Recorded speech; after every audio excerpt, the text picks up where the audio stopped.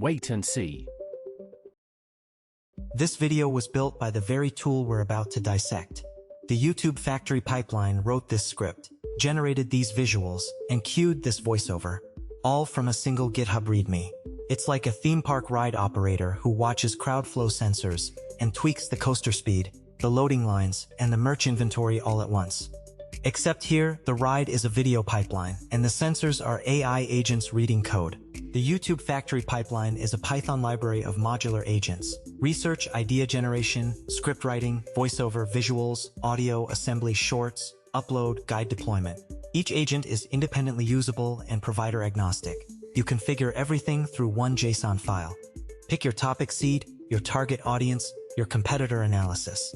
Then hit execute, and the orchestrator spins up a background thread that runs the full chain.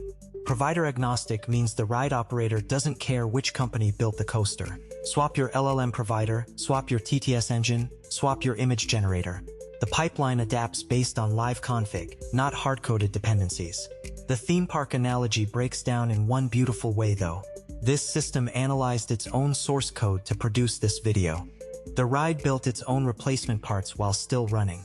That's not automation. That is recursion with a production deadline. Want to try it yourself? The full guide with code and links is in the description. Subscribe to Wait and See for more signal through the noise of AI. This script, these visuals, and this voiceover were generated by the pipeline, using its own README as the source. Thank you for watching. Subscribe to Wait and See, your signal through the noise of AI.